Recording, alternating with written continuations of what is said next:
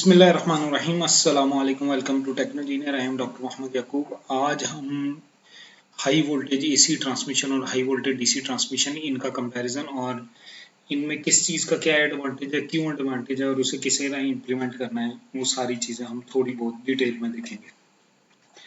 सबसे पहले आप अगर इस फिगर को देखें तो आपको अंडरस्टैंडिंग डेवलप होगी कि दो सिस्टम्स यहाँ पे लगे हुए हैं। एक simple high voltage AC system लगा हुआ है और दूसरा हाई वोल्टेज डीसी सिस्टम लगा हुआ है। हाई वोल्टेज डीसी सिस्टम को आप देखें तो ये आपके पास एक जनरल सिस्टम नजर आ रहा है कि सिंपल सिस्टम है, लेकिन दरमियान में स्टेप अप और स्टेप डाउन के बाद हमारे पास कन्वर्टर और इन्वर्टर है जो एसी को डीसी में और डीसी को एसी में कन्वर्ट कर रहा है। अगर मैं ये कन्वर्टर और इन्वर्टर को निकाल के सिंपल ट्रांसफार्मर्स लगा दूं तो ये हाई वोल्टेज एसी सिस्टम बन जाता है। यानी कि यहाँ पे हमें रेक्टिफायर और इन्वर्टर चाहिए होते हैं अगर हाई वोल्टेज एसी सिस्टम की ट्रांसमिशन हमें करनी। अगर हाई वोल्टेज डीसी सिस्टम की ट्रांसमिशन करनी है तो रेक्टिफायर वगैरह की जरूरत नहीं पड़ती। डायरेक्टली हम सप्लाई को लेके उसे स्टेप अप करके ट्रांसफार्मर के थ्रू आगे ट्रांसमिट कर देते हैं। तो हमारे पास बेसिकली दो किस्म की ट्रांसमिशन लाइन आती है। एक ट्रांसमिशन लाइन को कहते हैं ओवरहेड ट्रांसमिशन लाइन और दूसरे को कहते हैं underground transmission line. Overhead transmission line comparatively earth से ऊपर टावर लगा होता है, टावर के ऊपर किसी जगह पे ओवरहेड ट्रांसमिशन लाइन एनर्जी को मूव कर रही होती है। और अंडरग्राउंड ट्रांसमिशन लाइन हम जमीन के अंदर एक ट्रेंच नुमा स्ट्रक्चर बनाते हैं और उसके अंदर हम अंडरग्राउंड में वायर्स को डालते हैं और ट्रांसमिट करते हैं। ओवरहेड ट्रांसमिशन लाइन में जब वोल्टेज इंक्रीज करता है तो हम एक कंडक्टर और दूसरे कंडक्टर का फासला इंक्रीज कर देते हैं ताकि मैग्नेटिक इंटरफेरेंस कम से कम हो। जबकि अंडरग्राउंड ट्रांसमिशन लाइन में ये पॉसिबल नहीं होता कि हम बहुत ज़्यादा खुदाई करें और एक कंडक्टर को दूसरे कंडक्टर से फासला रखें। नॉर्मली अंडरग्राउंड ट्रांसमिशन लाइन में तीनों कंडक्टर साथ साथ चल रहे होते हैं। जब साथ साथ चल रहे हैं तीनों कंडक्टर तो उनके इंसुलेशन, जो कंडक्टर के ऊपर इंसुलेशन होती है उस पर अच्छा खासा बर्डन आता है और कोशिश ये होती है कि इसकी मैग्नेटिक इंटरफेरेंस ना हो, ये डिफरेंट कंडक्टर्स के आपस में मैग्नेटिक इंटरफेरेंस ना हो। ओवरहेड में हम मैग्नेटिक इंटरफेरेंस को फ्रॉम डिस्टेंस अवॉइड करते हैं, जबकि अंडरग्राउंड में हम वो इंसुलेशन की कोटिंग इस तरह करते हैं ताकि मैग्नेटिक इंटरफेरेंस ना हो।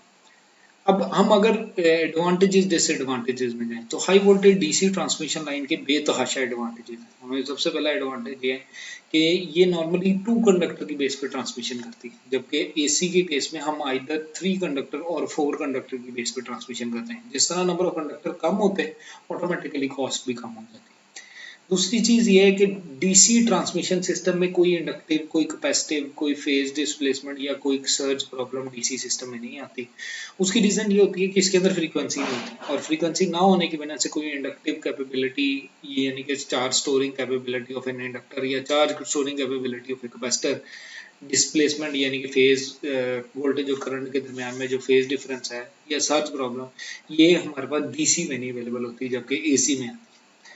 सेकेंडली अगर हम कहें कि एब्सेंट ऑफ इंडक्टेंस का क्या फायदा होता है तो रिएक्टिव पावर कम हो जाती है और रिएक्टिव पावर कम होने का मतलब होता है कि जो एनर्जी का लॉस है वो कम हो गया, वोल्टेज ड्रॉप कम हो गया, ये भी हमें एडवांटेज मिल जाता है।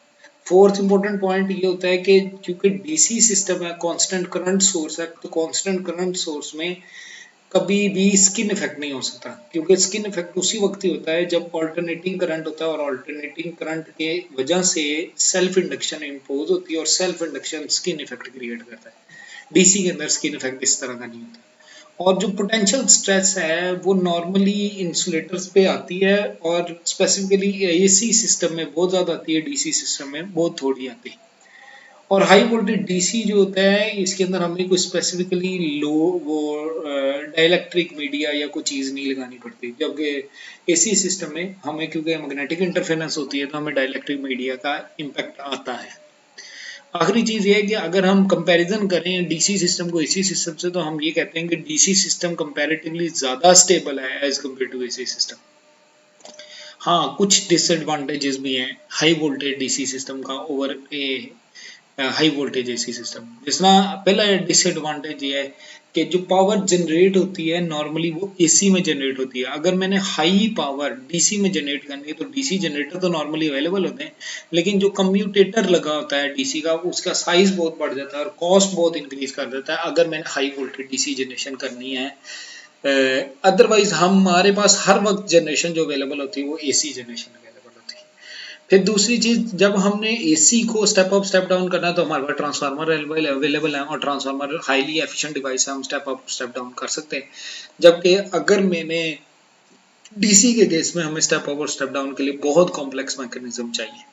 तीसरी चीज, जो सर्किट ब्रेकर स्विचेस वगैरह आ जाते हैं और उनकी रेटिंग जो होती है कंपैरेटिवली डीसी में बड़ी लिमिटेड सी होती है, हाई पावर के सर्किट ब्रेकर और स्विचेस आपको नहीं नजर आते, जबकि एसी में हाई पावर के सर्किट ब्रेकर और स्विचेस हमारे पास आते हैं। तो ये ओवरऑल डायग्राम है एचवीडीसी सिस्टम की। आप देखो, एसी में इलेक्ट्रिसिटी प्रोड्यूस हुई, वो स्टेप अप हुई ट्रांसफार्मर के थ्रू एचवीडी एसी में चली गई, और हाई वोल्टेज एसी रेक्टिफाई होकर डीसी वोल्टेज बना।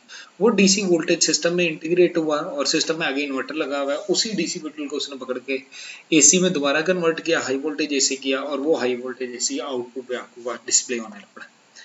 जबकि एसी ट्रांसमिशन में हम बात करें तो जो तीन डिसएडवांटेजेस थे डीसी ट्रांसमिशन में, वो तीनों एडवांटेजेस बन के एसी ट्रांसमिशन में निकलते हैं।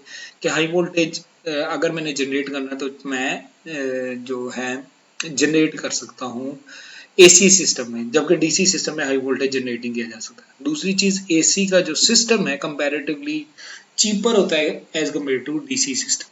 तीसरी चीज ये है कि एसी को हम स्टेप अप स्टेप डाउन करने के लिए हमें ट्रांसफार्मर रिक्वायर्ड होते हैं, और ट्रांसफार्मर से हम ये फिनोमेना अडॉप्ट कर लेते हैं। जबकि डीसी के केस में हमारे पास कोई ट्रांसफार्मर्स अवेलेबल नहीं होते, तो स्टेप अप स्टेप डाउन के लिए या तो हम बक बूस्ट कन्वर्टर या इसकी टोपोलॉजी को यूज करते हैं, और दूसरी चीज ये है कि अगर बक बूस्ट कन्वर्टर या उसकी टोपोलॉजी को ना भी यूज करें तो हमें ये देखना पड़ता है कि भाई स्टेप अप करना है तो स्टेप अप के लिए पहले ट्रांसफार्मर लगेंगे, ट्रांसफार्मर स्टेप अप करेगा, फिर स्टेप अप वैल्यू को रेक्टिफाई किया जाएगा, डीसी में कन्वर्ट किया जाए, और फिर सिस्टम में एचवीडीसी ट्रांसमिट की जाएगी। रिसीवर एंड में वही वैल्यू डीसी की पकड़ी जाएगी, उसे इन्वर्ट किया जाएगा और एसी में कन्वर्ट करके फिर स्टेप डाउन करके सिस्टम में इंटीग्रेट किया जाएगा। तो एसी के डिसएडवांटेज ये है कि भाई इसके अंदर कॉपर लॉस, क्योंकि इंडक्शन आती है, सेल्फ इंडक्शन, म्यूचुअल इंडक्शन आती है, और उसकी वजह से लॉसेज आते हैं।